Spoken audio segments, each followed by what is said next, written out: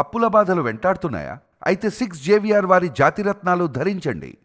Hello అండి, అందరికీ నమస్కారం. నేను మీ కట్టా కార్తీక్. ఆంధ్రప్రదేశ్లో వైసీపీ అధికారంలో ఉన్నప్పుడు తిరుమల తిరుపతి దివ్యక్షేత్రం కేంద్రంగా జరిగినటువంటి పరకామణి చోరీ రాజీ కేసును ఆంధ్రప్రదేశ్ హైకోర్టు చాలా సీరియస్గా రియాక్ట్ కావడం జరిగింది. నేను ఆ కేసులో కీలకమైనటువంటి ఆదేశాలని హైకోర్టు జారీ చేసింది. మొత్తం జరిగినటువంటి విషయాల మీద సిఐడితో ఎంక్వైరీ జరిపించాలని ఆదేశాలు జారీ చేసింది. అందులోనూ పరకామణి చోరీ నిందితుడిగా ఉన్నటువంటి రవికుమార్ ఆస్తుల మీద ఏసీబీతో ఎంక్వైరీ జరిపించాలని కూడా ఆదేశించడం జరిగింది. పైగా లోక్ అదాలత్లో రాజీ జరిగింది కాబట్టి ఆ లోక్ అదాలత్లో రాజీ చేసినటువంటి న్యాయాధికారిని ప్రోటోకాల్ని తొలగించాలని కూడా అభిప్రాయపడింది. సో హైకోర్టు ఎంత సీరియస్గా రియాక్ట్ అయిందో చూడండి. ఒకవైపు జరిగిన మొత్తం పరిణామాల మీద సిఐడి ఎంక్వైరీ, పర్టికులర్గా నిందితుడిగా ఉన్నటువంటి రవికుమార్ అతని ఆస్తుల మీద ఏసీబీ ఎంక్వైరీ, పైగా రాజీ జరిగినటువంటి కోర్టు న్యాయాధికారి ప్రోటోకాల్ను తొలగించారని కూడా అభిప్రాయాన్ని వ్యక్తం చేయడం జరిగింది. కోర్టు చాలా సీరియస్గా పరకామణి కేసును తీసుకుంది. మరి పరకామణి కేసులో ఏం తేలింది సిఐడి ఎంక్వైరీలో అని చూడాల్సింది.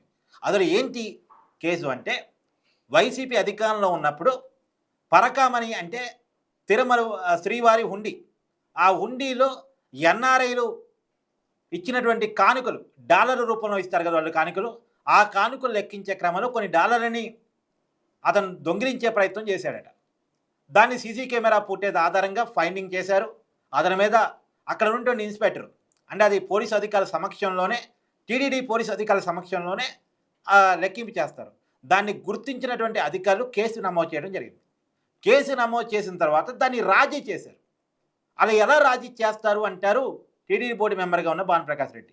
తిరుమల శ్రీవారి డబ్బును దొంగలించడం ఏంది, దొంగలించిన డబ్బు విషయంలో రాజీ పట్టడం ఏంది, రవికుమార్ చేత కొన్ని ఆస్తులను శ్రీవారి పేరిట రాపిచ్చేశారు.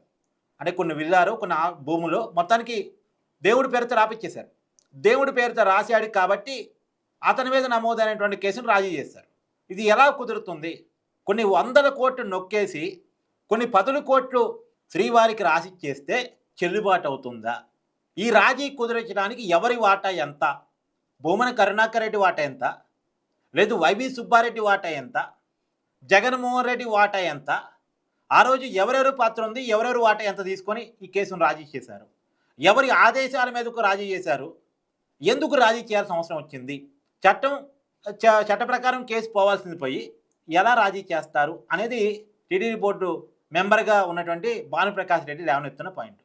అందులోనూ ఒక వ్యక్తి నుంచి టీడీడీకి ఆస్తులు బదలాయించాలి అంటే, ఇప్పుడు ఎగ్జాంపుల్ మనం ఎవరన్నా వెంకటేశ్వర స్వామికి ఆస్తులు రాయాలనుకోండి, మనం రాసే ఆస్తులు మనయో కాదో తెలవాలి కదా. ముందు యాడ్ ఇచ్చేయాలి పేపర్లో, నేను ఇలా శ్రీవారికి ఆస్తులు రాసిపోతున్నాను, నాకున్న పలానా ఆస్తులని నేను రాసిపోతున్నానని పేపర్ యాడ్ ఇస్తే దాని మీద ఉన్నటువంటి అభ్యంతరాలు పరిగణలో తీసుకోవాలి. ఎవరైనా అభ్యంతరం వ్యక్తం చేస్తే అది అతని ఆస్తి కాదు, ఇది మా ఆస్తి, లేదు అది ప్రభుత్వ భూమిని ఆయన రాసిచ్చేది, ఇలా రకరకాల వ్యక్తులు రకరకాల అభ్యంతరాలు వ్యక్తం చేసే అవకాశం ఉంటుంది. అవన్నీ పరిగణన తీసుకొని వాటిలో నిజాలు తేల్చి, లేదు అతను రాసిచ్చేవి అతని ఆస్తులే అని అనుకున్న తర్వాత శ్రీవారికి ఆస్తులు రాపించుకోవాలి. కానీ ఇక్కడ ఆ ప్రాసెస్ జరగలేదు. ఈ రవికుమార్ తనకు సంబంధించిన ఆస్తులు వెంకటేశ్వర స్వామికి రాసిచ్చే క్రమంలో పేపర్ యాడ్ ఇవ్వాల్సినటువంటి ఆ రెస్పాన్సిబిలిటీ ఎవరు తీసుకోలేదు.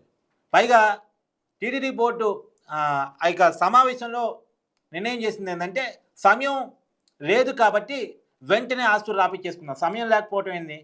ఇక్కడ భానుప్రకాష్ రెడ్డి అడుగుతున్నాడు, సమయం లేకపోవటం అనేది ఉందా? ఇన్నాళ్ళ టీడీడీ బోర్డు చరిత్రలో ఇలాంటి నిర్ణయాన్ని ఎప్పుడూ చూడలేదు. సమయం లేదు కాబట్టి పేపర్ యాడ్ ఇవ్వకుండానే, ఎవరి అభ్యంతరాన్ని పరిగణలో తీసుకోకుండానే పూర్తిగా అతను చెప్పటం, వీళ్ళు రాపిచ్చేసుకోవటం, ఆ కేసును దానికి రాజీ చేయటం, ఇదేంటి? ఏం జరిగింది అసలు? దీని వెనకాల ఏదో పెద్ద ఎత్తున జరిగింది. శ్రీ వెంకటేశ్వర స్వామి అంటే హిందువులందరికీ కూడా పవిత్ర దైవం. మొత్తం దేశవ్యాప్తంగా ఉన్నటువంటి ప్రతి హైందవుడు నమ్మేటువంటి దైవం.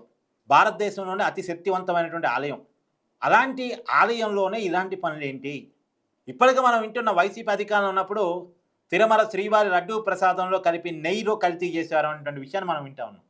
దాని మీద ఆల్రెడీ ఎంక్వైరీ జరిగింది. సుప్రీంకోర్టు దగ్గర సీల్డ్ కవర్లో రిపోర్ట్ ఉంది. సిబిఐ నాయకత్వంలోని సిట్టు దాన్ని విచారించింది. ఇప్పటికైతే ఓ రిపోర్ట్ని సుప్రీంకోర్టుకి సమర్పించారు. అదొక పక్క ఉంది. ఇంకొక పక్క ఇప్పుడు ఈ పరకామణి దొంగతనానికి సంబంధించిన కేసు. ఏం జరిగింది వైసీపీ అధికారంలో ఉన్నప్పుడు తిరుపతిలో? ఇది సగటు భక్తుడు అడుగుతున్నటువంటి మాట. మరి దీనికి ఎప్పుడు సమాధానం దొరుకుతుంది అనేది చూడాలి. కానీ ఇప్పుడు సిఐడి ఎంక్వైరీ మాత్రం జరిగిన అనేటువంటి విషయాల మీద, అదిగాక రవికుమార్ ఆస్తుల మీద ఏసీబీ ఎంక్వైరీ, ఒకవైపు సిఐడి ఎంక్వైరీ, ఇంకోవైపు ఏసీబీ ఎంక్వైరీ, ఒకే కేసులో 2 ఎంక్వైరీ నడవటం మాత్రం చాలా కీలకం. బట్ ఈ ఎంక్వైరీలో ఏం తేలిద్ది అనేటువంటిది రాబోయే కాలంలో చూడాలి.